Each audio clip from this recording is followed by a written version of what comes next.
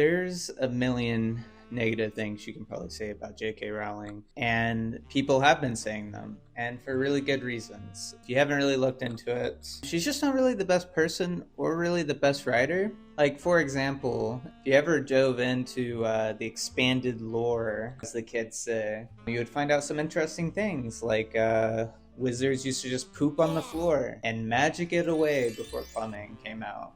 There's one school for England, and then, one school for all of Asia, and it's located in Japan. Isn't that awesome? There's just a lot of really weird examples of J.K. Rowling being like weird, conservative, transphobic. I mean, the list goes on and on and on. But today, I don't really want to dive into all of that. There's a lot better YouTubers going over it in very good detail that you can watch. I can link some in the description if you're uninformed or ill-informed. I want to answer the question, why did Harry become an Auror? Better yet, why would Harry, a child who has been abused by authority his entire life, why would he choose to go and work for them as a wizard cop? It just never really made sense to me, even as a kid when I read the epilogue of the 7th book. I was like, what? He becomes a cop?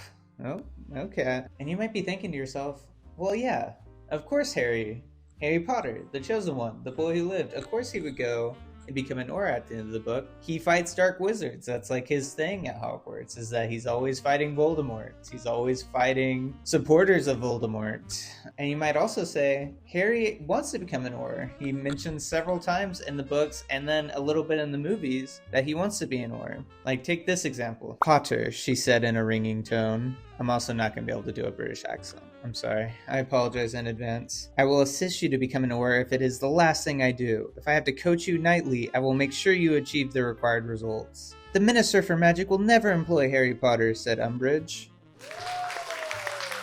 But I actually kind of agree with Luna here, Looney Lovegood. And she says, I don't think you should be an Auror, Harry. The Aurors are part of the Rotfang conspiracy. I thought everyone knew that. They're working to bring down the Ministry of Magic from within using a mixture of dark magic and gun disease. Well, I don't agree with all of that, but I do agree with some of it. Let's just go through all the points against why Harry should become an Auror. First off, he's not really that great at defeating dark wizards. And you might be like, whoa, this is the kid who literally defeated the darkest wizard of all time. And I would argue, by luck, mostly. And it's not just luck, of course. There's a lot of themes about friendship and support throughout the entire series. But Harry's wins, they're never based on the technical skill of Harry Potter. He has his wins that are communal, moral, or sacrificial. These are all the types of wins that Harry gets throughout the books. Take the first book, for example. How does Harry Potter get through all of the different challenges that all the professors have set up? He has Hermione and Ron helping him. Going all the way to the 7th book. How does Harry actually get to all these Horcruxes? He has, let me hear it, Ron and Hermione helping him. It's always a communal effort. How does he get into the Department of Mysteries in the 5th book? Communal effort with everyone he has inspired at school. He wins morally against Tom Riddle in the 2nd book. He wins by being very self-sacrificial throughout all of the books. He's always giving up his life. I mean, not literally most of the time, except for that one time it is literal. But he's putting himself on the line for the people he cares about. That, and of course, I'm not going to lie, he's very good under pressure. He's very quick on his feet, right? But I think most people would be hard-pressed to say that the other half is not just luck. Throughout the first 4 books, Voldemort can't even touch him. He has the power of love on his side, right? Like, Voldemort can't do anything to him. Through the second half of the series, even their wands, interact with each other in weird ways that protects Harry a lot of the time. And then Voldemort, of course, he's just kind of a stereotypical villain. He makes sure his goons don't hurt Harry because he wants Harry all for himself, right? There's a lot of plot factors that deliver Harry into becoming this chosen one figure at the end and being able to defeat Voldemort, right? I mean, I think even the books don't emphasize that Harry is a very technical wizard. That's what legendary players do. So Kobe Bryant broke his fucking hand, and he did that. That's what legendary players do. LeBron, legendary, 3-1 comeback, came back, kept Kevin Durant got his foot on the line, win the overtime. He didn't score, bro. He didn't put up no buckets. Stop calling that man legendary because he won with Steph Curry, the greatest shooter ever, Klay Thompson, a top 3 shooter ever. Stop calling that. Because when Westbrook went down, he got smoked out by Memphis. When they played the Spurs, he got smoked out. When they went up against Golden State, he blew a 3-1 lead. He choked. Legendary. Michael Jordan, Kobe Bryant, LeBron James, even fucking Kareem Abdul-Jabbar, Magic Johnson as a rookie, 45 points, Larry 17 Bird, rebounds, triple-double. Larry Bird, legendary. These are legendary. Hakeem Olajuwon is more legendary than Kevin Durant. That's what we talking about right now. Stop talking about KD like he's this guy. He's not that guy. He's very good at certain things, right? Which we'll get into later. But he's not a particularly skilled duelist. He's not even a particularly powerful wizard. He's not very imaginative. I mean, you can look through the movies or the books. He uses Expelliarmus a lot, which I'm not for sure if that's an intentional thing by Rowling or if it's just more that she doesn't have a very well thought out magic system, or at least she doesn't utilize her magic system to its fullest potential, in my opinion. And worst of all, he's not even a good detective. He has very strong biases against people that he deems are rude or mean to him in life. I mean, and sometimes he's right. In the 6th book, he is right. Malfoy is a Death Eater. But he's also wrong. Like, he's wrong about Snape throughout all 7 books. Yes, Snape is an asshole, but he doesn't do anything to outright try to harm Harry. But he never gives up on this hypothesis until, like, right at the end, when he gets to see Snape's memories, and then he can fully understand, kind of, why Snape is the way he is. I know he's very young, of course, throughout like all these books, and I wouldn't want anyone judging my future career based on the things I did in high school, right? But it's strange to me when people use these same points to argue that he would have been a good Auror, or just the fact that he was involved in defeating Voldemort on all these different occasions that he should be an Auror. Because I would argue that's not the case. Being an Auror isn't that simple. It's not just about defeating dark wizards, right? Like, there's a lot of other skills that go into that. And not only that, Harry has always been a very independent thinker. He doesn't do well with authority. Throughout his time at Hogwarts, he is consistently always breaking rules. He's always skirting the line between right and wrong. That doesn't really hold the same values as being basically a police officer in the wizarding world, right? You'd want someone who is a little bit more dogmatic, possibly, or just a little bit more in line with what the government is wanting. If I was the Minister of Magic, I probably wouldn't hire Harry Potter because of all the things he has done up until this point. Harry is not one to follow the Ministry. During the last 3 years of his Hogwarts career, the Ministry was literally doing a smear campaign on him. So overall, those are all the reasons why I think he shouldn't have been an Auror. Okay, then what should he have been? If he couldn't have been an Auror, what else could he have been? Well, pro Quidditch player.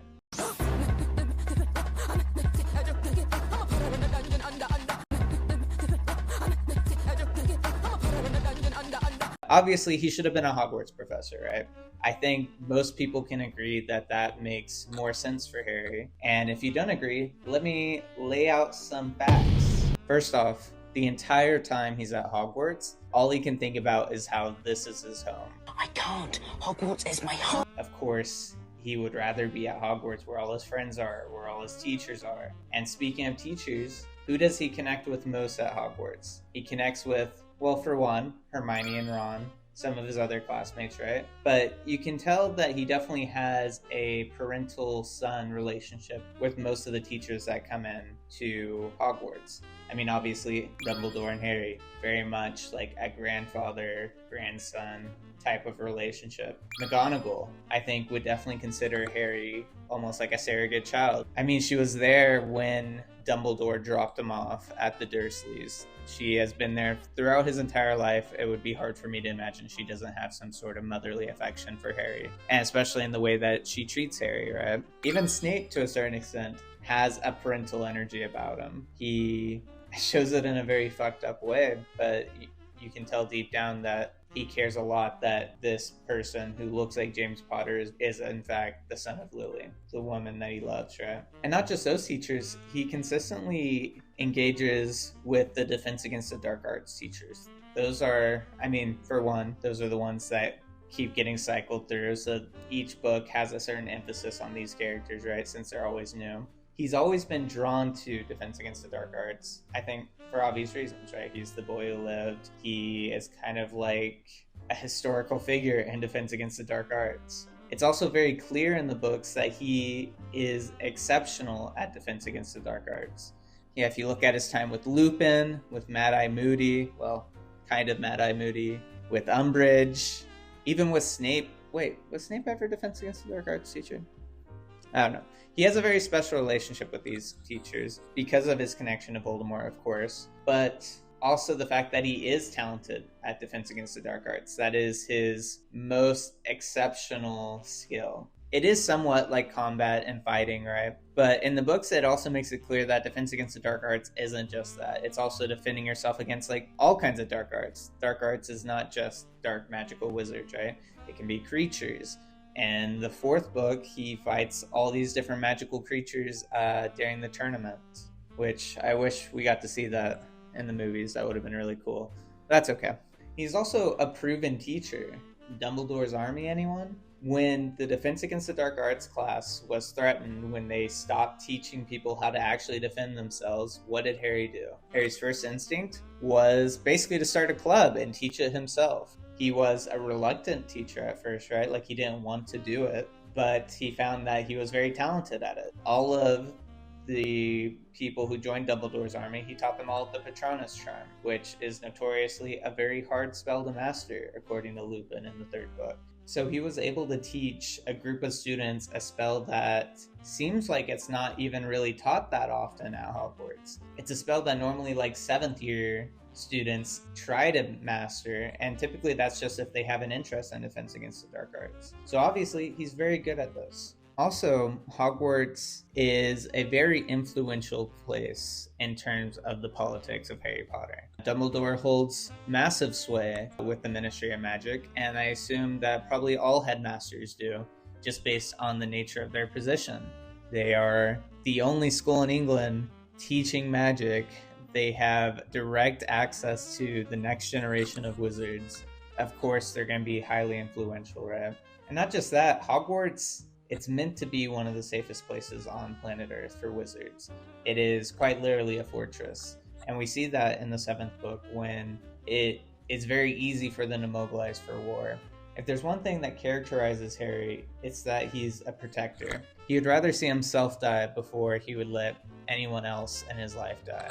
And that's exactly what all the Hogwarts professors, or all the good Hogwarts professors are, right? They are protectors of the students. They care very deeply about everyone who comes into Hogwarts, and that's why Harry has these relationships with the teachers. That's part of the reason why he feels so safe there. And what does the government show to Harry during his last 3 years at Hogwarts? It shows itself as a very corrupt government, right? It does smear campaigns on him. It gets infiltrated by dark wizards very easily. I mean, the Imperious Curse is a big problem, but they even say in the books that most people weren't even under the Imperious Curse. They're just very susceptible to this corrupt system. They want more power, then they don't really care how they get it, right? Well, Harry himself wants to be an Auror, right? He mentions several times in the books. But I would argue, of course he would say that. He's been groomed his whole life to be this savior, to be the chosen one, to be the one who defeats Voldemort.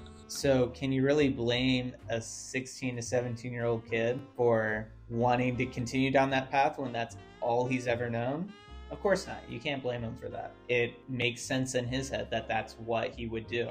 Also, just because a character says something, that doesn't mean that's what is right for them, right? Just because a character says they want to do something in the future, that doesn't mean that they absolutely have to do that, and in the epilogue, that's where they should be.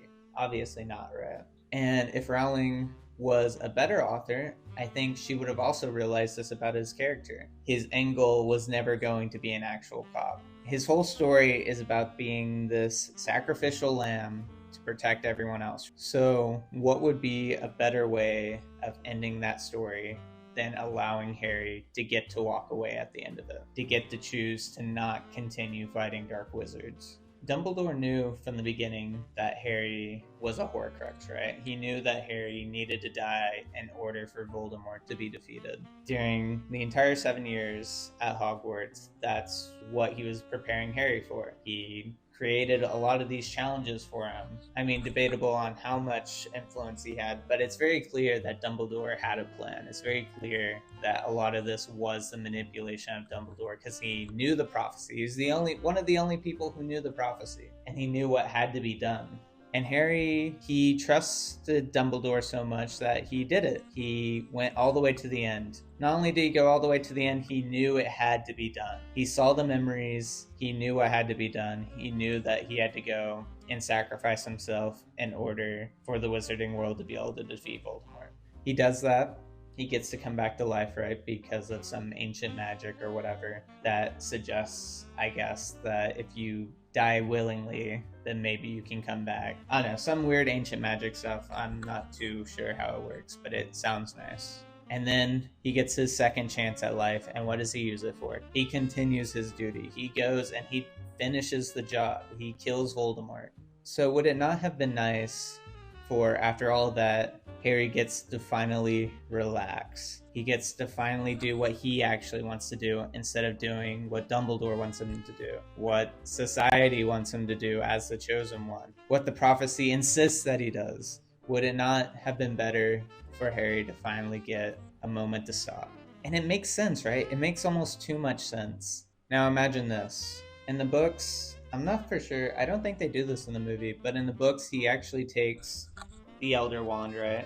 The most powerful wand in existence. And he uses that to fix his old wand in a very symbolic way of rejecting power, right? He decides that he doesn't need the Deathly Hallows.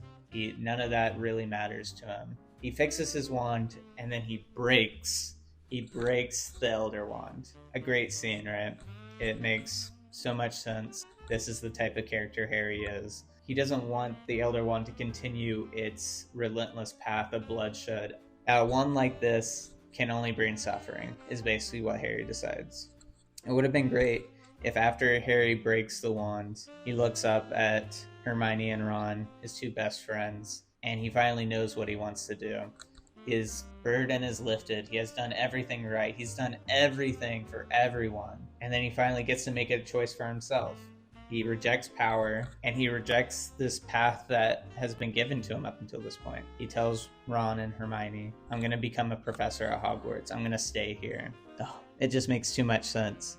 It's where he belongs. It just fits so well after everything he's gone through, after everything he did to get there, that in his second life, he chooses a more peaceful option. He chooses one where he gets to stay at the place he loves, and he gets to protect all the next generation of kids. And he gets to do something he's really good at, which is teaching defense against the dark arts. He breaks the hex that caused the defense against the dark arts position to always be vacant. And that's the most important bit, right? He has sacrificed so much, like up to the point where he even gave up his life. I think a character like that should have their own moment to get to choose what they want to do, to get to let it all go and finally be happy and peaceful after so many years of suffering. There's no one who deserves a quiet life more than Harry Potter by the end of the series. Also, it makes sense just in relation to the other characters in the series, right? Like, there's very strong parallels between Tom Riddle and Harry Potter. I mean, very intentional parallels, right? I mean, they're both orphans. When they come to Hogwarts, it's very much with this sense of awe and wonder and realizing that their shitty life is over, that they can finally live in a place that accepts them for who they are. I mean, of course, Voldemort has a very much more sinister side to that, where he viewed himself as superior already. So when he gets to go to Hogwarts, it's kind of like more of a confirmation of that for him, right? While Harry is just looking for a place where people love him. I mean, to be honest, he had just had a really shitty aunt and uncle and cousin. But not only that parallel, but if he did go and become the Defense Against the Dark Arts teacher, it gets to kind of complete this parallel where he gets to finally do what Voldemort can never do. He gets to be a teacher at Hogwarts, unlike Tom Riddle, who applied and got rejected, right? He gets to have the life that Tom Riddle can never have because of the way Tom Riddle is, right? Harry is a much more genuine soul. He deserves it way more, right? It also makes sense when you think about the parallels between him and Neville Longbottom, right? Neville Longbottom was another option for the Chosen One. They both fulfilled the prophecy's requirements. It was just pure happenstance that Harry was the one who got picked by Voldemort. It could have been either one of them. Could have been either one of them. What does Neville end up doing at the end of the series? He gets to be a Hogwarts professor. He becomes the herbology professor, which makes sense, and I guess props to Rowling for getting that part at least right. But would it not have been great to see both of them together as professors? Does that not just feel right to you? And the bottom line is, the only way I could see Harry joining the Ministry is if the trio went and actively overhauled the system. Because the system is very flawed, it's very corrupt. But of course, J.K. Rowling is a centrist, neoliberal, and at the end of the story, everything goes back to the status quo. That's the happy ending, is that the world was actually pretty good. We just had a couple of bad apples, you know? A couple of bad apples in the system. The system's great, though. But barring that, the only other place I could see Harry is at Hogwarts, influencing and protecting all the kids that come through Hogwarts. That seems much more in line with Harry's values as a person. That or pro Quidditch player. What? Either one, really. Either one.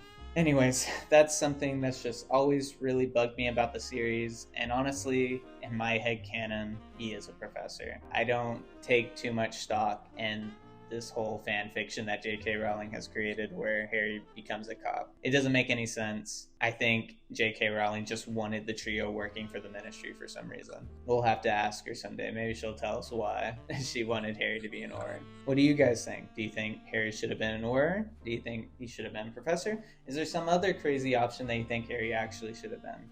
Let me know in the comments. Also, let me know if you think Harry should have gotten with Ginny, or if you think he should have gotten with Hermione. I've been seeing a large rise in people who actually ship Harry and Hermione together. I personally don't, but I would love to talk about it in the comments below.